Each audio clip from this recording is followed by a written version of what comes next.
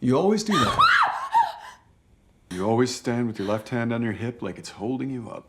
Our story kicks off with a man called Cooper, who was heading to a massive concert alongside his daughter, Riley. The night's headline act is Lady Raven, a celebrated pop star whom Riley absolutely worships. Riley had been bringing home excellent grades, and as a reward, Cooper had purchased 2 tickets to see her favorite performer live. Riley could barely contain her excitement. Cooper, however, felt a gnawing unease the moment they walked through the doors. The security presence inside the venue was strikingly heavy, far more officers and guards than you'd expect at a normal show, as though someone had warned authorities that something serious was about to unfold. Not long after arriving, Cooper spotted several police officers escorting a man away for questioning. That sight only deepened his anxiety. Then the lights dimmed, the crowd roared, and Lady Raven took the stage. Riley and the other devoted fans shrieked with delight. But Cooper couldn't settle. The sheer number of uniforms still nagged at him, so he used the oldest excuse available, telling Riley she needed a bathroom break, and slipped out of the main hall. Once inside the restroom, he pulled out his phone and opened a CCTV app. What the footage revealed tells us everything we need to know about who Cooper really is. Somewhere across the city, a young boy sat bound and terrified in a basement that Cooper himself had prepared. Moments later, a fresh convoy of police vehicles rolled up outside and boxed in the entire building. Cooper returned to where Riley stood, swaying happily to the music, but his tension continued to build with every new officer he noticed. Needing to get his daughter away from the crowd, Cooper steered Riley toward the merchandise shop, telling her he wanted to buy her a Raven t-shirt. When Cooper asked the shopkeeper for Riley's size, the shopkeeper delivered disappointing news. Only a single shirt remained in that particular size, and another girl was already demanding it. Cooper gently told Riley not to make a fuss and to let the other girl take it. A young shop worker named Jaime witnessed the whole exchange and was genuinely moved by how considerate Cooper seemed to be. Cooper, sharp as ever, recognized that Jaime had warmed to him completely. Deciding to exploit that goodwill, he casually asked Jaime why the venue was crawling with security, police, and what appeared to be FBI agents. Jaime leaned in and explained that the entire concert was in fact an elaborate police trap. "Have you heard of the serial killer known as the Butcher?" Jaime asked. "The one who kidnaps people and murders them?" Law enforcement had received intelligence that the killer would be attending tonight, so the whole event had been engineered as a snare. Cooper felt cold sweat break across his skin because the Butcher was him. Jaime's revelation hammered home just what a catastrophic error it had been to show up tonight. Still, he had no intention of surrendering. Scanning the venue, he noticed that every door in the building could only be unlocked with an employee ID card. When he guided Riley toward a rear exit in hopes of making a run for it, a cluster of officers guarded the gate. Desperate and thinking fast, Cooper spotted a girl on a staircase nearby and quietly shoved her down the steps. The guards immediately sprinted over to help her, leaving the gate momentarily unattended, exactly as Cooper had calculated. But when he reached the door and looked beyond it, even more security personnel were stationed outside, stopping and interrogating every person who attempted to leave. Going through would guarantee his capture. So Cooper turned back around and rejoined the crowd inside. A little while later, Lady Raven called a friend of hers named Parker down from the stage, and Parker emerged through a specific passage that connected backstage to the main floor. Cooper watched that route carefully, and a new idea began to take shape. He walked directly to Jaime and said, "Didn't you say you'd have my daughter's t-shirt ready in 20 minutes? Jaime apologized and said he was just about to retrieve it from the storeroom upstairs, then asked if Cooper wanted to come along. Cooper said he would. Together they headed up to the stockroom. While Jaime rummaged through boxes of merchandise, Cooper discreetly lifted Jaime's ID card from his pocket, a card capable of opening any door in the building. Then, keeping his tone conversational, Cooper asked whether Jaime thought the killer would actually be caught tonight. Jaime replied with complete confidence that the trap was foolproof, adding that every staff member had been given a personal secret code by the police. Cooper asked almost offhandedly what Jaime's code was. Without a second thought, Jaime answered, Hamilton. He then handed Cooper a t-shirt, refusing to charge him for it. The moment Jaime headed back downstairs, Cooper went to work. He descended to the basement level, used the stolen ID card to gain access to a restricted room, and walked in on a private police briefing already in session. Posing as a staff member delivering coffee, he drew no suspicion whatsoever. He stood there calmly, listening to the officers lay out their entire strategy for catching the butcher. Then, before anyone could take a closer look at him, Cooper slipped away, but not before pocketing one of the police radios sitting on the table, giving him full access to their communications. Back in the crowd, monitoring the radio feed, Cooper learned that the woman directing the whole operation was a senior figure named Dr. Grant. He also picked up a detail that offered a fragment of relief. The police had no photograph of the butcher and no precise description. All they knew was that he was male.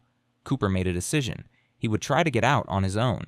He told Riley he'd forgotten his credit card and needed to step back out. Climbing the stairs, he came across a fire alarm and considered yanking it, reasoning that the resulting panic would give him cover to disappear into the fleeing crowd. But just before his hand reached the lever, Dr. Grant's voice came through the radio with an eerily specific warning.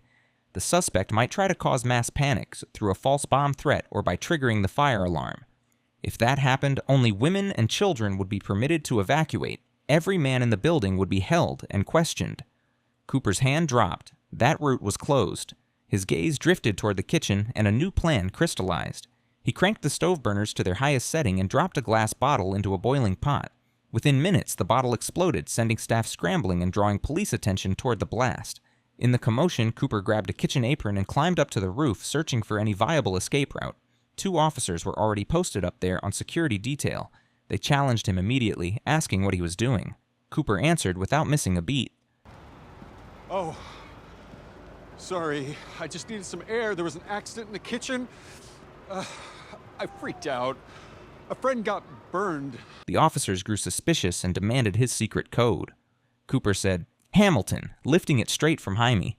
Satisfied that he was a staff member, the officers let him be, but the roof offered no way down and out. The plan had stalled again. Meanwhile, Riley had come looking for her father, wanting him beside her for the rest of the show. Hearing her out, Cooper followed her back inside. He was close to giving up. Every escape route had been sealed. But then Riley mentioned something that reignited his thinking. Lady Raven had a tradition at her concerts. She would randomly select one fan from the audience to join her on stage for a dance, and that chosen fan was also taken backstage afterward. Cooper's eyes lit up. Backstage was the one corner of the entire venue with no visible police presence. The problem was influencing which fan Raven picked. Cooper sought out Raven's manager and launched into lavish praise of the singer, then pivoted to Riley, describing her as one of Raven's most devoted followers. Then he lied. She just recovered from having leukemia. He said quietly.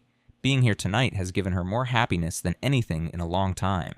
The manager was moved to tears and resolved to make Riley the special guest of the evening. When Riley was told she had been chosen, her joy was overwhelming. Shortly after, both Cooper and Riley were beckoned toward the stage. Lady Raven brought Riley up and the two danced together in front of thousands of screaming fans. Then one of the other girls on stage, having had too much to drink, suddenly became ill. Cooper rushed forward, scooped her up, and carried her to the medical room, winning immediate admiration from the staff around him. With that goodwill freshly earned, Cooper approached the group manager and made a quiet request.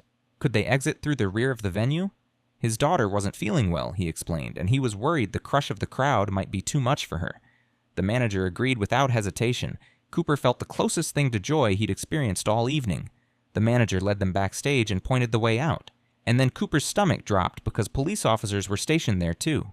As he stood frozen, wondering how he would possibly pass through without being checked, Lady Raven herself walked over to say a warm goodbye to Riley.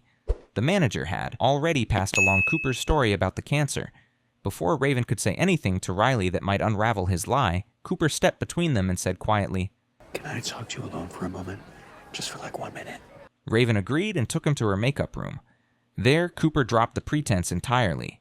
He told Raven plainly that he was the serial killer the police had been hunting all night, the Butcher. He held up his phone and showed her the live feed of the young boy tied up in a basement, weeping and desperate.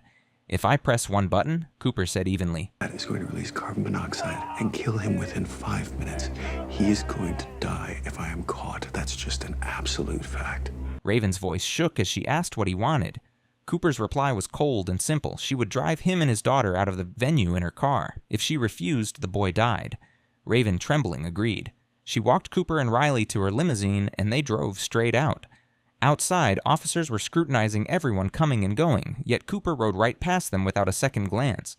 Riley had no idea what was happening. As far as she was concerned, this was the greatest night of her life. She was sitting in Lady Raven's actual limousine.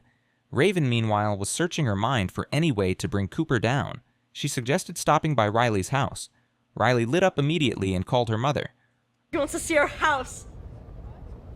Yeah, I know. Cooper understood exactly what Raven was attempting, but with his daughter listening, he couldn't object. When they arrived, Cooper's household was just as unaware of the truth as Riley. He lived there with his wife, Rachel, and their young son, and none of them had the first clue about the man Cooper really was. He pulled Raven aside and made his position crystal clear. If she contacted police or breathed a word to his family, the boy would die. At dinner, Raven played her hand subtly. She steered the conversation toward the concert, mentioning casually that it had actually been a police operation designed to trap a serial killer called the Butcher. She revealed that the police had been tipped off by an anonymous caller who said the Butcher drove a brown-colored vehicle, and she began threading in further details about the killer's habits and the evidence gathered against him. Sensing where this was heading, Cooper cut her off. Don't feel like you have to stay here to be polite. You've been so incredibly kind to Riley. Let me walk you to the door. Raven smiled and said she'd love to play one song on the piano before she left. She sat down, invited Riley to sit beside her, and began to perform. Cooper watched with the expression of a devoted father, even taking out his phone to record the moment. When the song finished, Raven looked up and said warmly, Yeah. Has anyone seen my phone? Use your dad's phone. With his family watching, Cooper had no graceful way to refuse. The instant the phone was in her hands, Raven bolted to the bathroom and locked the door. Cooper hammered on it and demanded she come out. Inside, Raven opened the phone's live camera and used the microphone to speak directly to the captive boy. "Where are you?" she asked urgently. The boy said he wasn't sure of the exact address, but he remembered seeing a blue gate and a broken lion statue just outside the house when he was brought in. Raven immediately went live on her Instagram and told her followers everything. A house near a broken lion statue with a blue painted gate. If anyone recognized it, they should break down the door and get down to the basement because a boy was trapped there. Some of Raven's fans knew precisely the location she was describing and raced to the scene. Raven then fired off a message to her driver, "Get the police to Cooper's address immediately." Before help could arrive, Cooper found a spare key, burst into the bathroom, and snatched his phone back. He had already locked the rest of his family in the upstairs bedroom. He checked the live feed from the basement and saw that the boy had already been rescued by the fans. Cooper's face went white with fury. He forced Raven into his car and floored it. But as the car lurched forward, his own family appeared directly in the headlights. They had escaped through the bedroom window and climbed down the tree growing alongside the house. Cooper sat there stunned, all that meticulous planning undone by a single oversight. And despite everything he was, despite every terrible thing he had done, Cooper loved his family deeply. He couldn't bear for them to watch him flee like the monster he was. In that moment of paralysis, Raven threw open the car door and sprinted toward Cooper's family. Cooper abandoned the car, ran back into the house, and barricaded himself in the garage. Within minutes, police cruisers had surrounded the property on every side. In the aftermath, Raven was sitting in her car preparing to leave when an officer approached and told the driver to step out, explaining that he would personally drive Miss Raven home. Raven agreed, and they pulled away. When police stormed Cooper's house, he was gone. A hidden tunnel running from the kitchen delivered him directly into a neighboring yard, and from there he had walked away unseen. Here comes the twist. The officer driving Raven was never a police officer at all. It was Cooper, dressed in a uniform he had taken during his escape. He snapped handcuffs onto Raven's wrists and told her flatly, "I have safe houses scattered all over this city. I'm taking you somewhere no one will ever find us." But fate intervened in the form of Raven's own fan base. They spotted her limousine and swarmed the road, blocking the car completely.